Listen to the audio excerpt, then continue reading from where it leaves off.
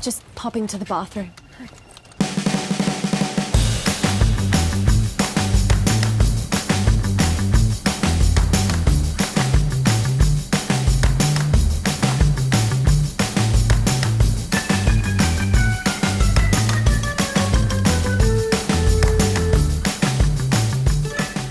What's up, guys? It's Benny. Here's your feel-good story for the day.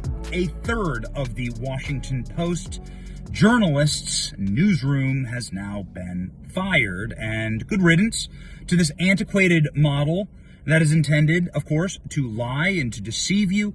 An antiquated model. You don't even need a newsroom anymore these days. I mean, people have access to information, but it's a model that is a dinosaur model that not even one of the world's richest men can keep going. And I want to talk really quickly about the financials here, because everyone is saying that Jeff Bezos, who owns the Washington Post, bought it for $250 million. Not worth that, by the way. Not even close to worth that, because it loses $50 million a year. And Jeff Bezos bought it when it was losing $50 million a year. That's in 2012. Those losses have accelerated. Now it loses approximately $100 million a year. That means over the course of the time that Jeff Bezos has owned the Washington Post, it's lost billions of dollars. He's had to pay for that.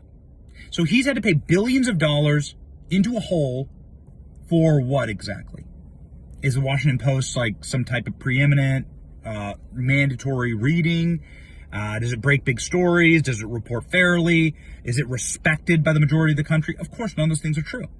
Because the Washington Post decided that they were going to appeal to the narrowing, shrinking, and critically insulated bubble of Washington, D.C., left-wing egalitarian liberalism, and it's totally boutique, it's totally metropolitan, and it's not something that clearly appeals to a wider audience. But more importantly, in a Trump era where Republicans run Congress, Republicans run the Senate, Republicans run the Supreme Court and the White House, how are you ever supposed to get any access?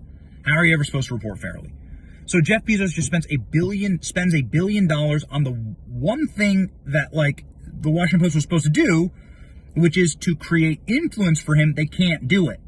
So he's going to fire everyone. And this is what billionaires do. There is no private company, listen, without a billionaire, there's no private company on earth that could suffer these kind of losses and continue operations. There's no way. It's not something that's tenable. And, I think, again, you can argue that people just get their news elsewhere. They just don't need an entire newsroom at the Washington Post filled with activists and DEI hires, which is really funny. Some of the people who have been crying and bitching on Twitter are, like, effectively just calling themselves DEI hires and saying, we thought you were better than this. Listen, you're not entitled to a job. I mean, that's the other thing. And I've worked in journalism, and I've worked in some of these big newsrooms.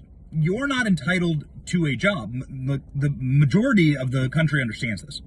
Journalism, somehow, this is lost on journalists. They don't understand that your genius can be replaced really easily by ChatGPT or by Grok. And that your writing can also be replaced by AI. And that your scoops aren't ever going to happen, and your big stories aren't ever going to break if you are effectively an activist and nobody wants to talk to you. So the Washington Post did it to themselves. They were funded. They've lost all their advertising dollars. They were funded then on a subscription model.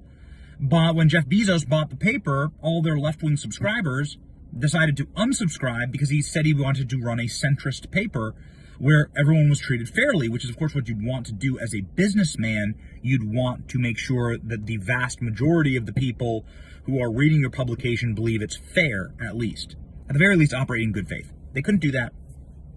And so so this morning, they axed the entire sports page, their foreign bureaus, Ukraine bureau, I have a Ukraine bureau, the Middle East bureau, I think it was like Iraq and Afghanistan and Qatar. Like, again, could you imagine how expensive these kind of things are? And in an era where, you'll get better coverage out of Ukraine by having like a YouTuber go, like better coverage out of Qatar or whatever by having a YouTuber go there, know this as a matter of fact, and make a good video. And that's the way that information is trending, and quite frankly, in a world where things can be fact-checked and can be reported on X in real time, the monetization model is just completely flipped.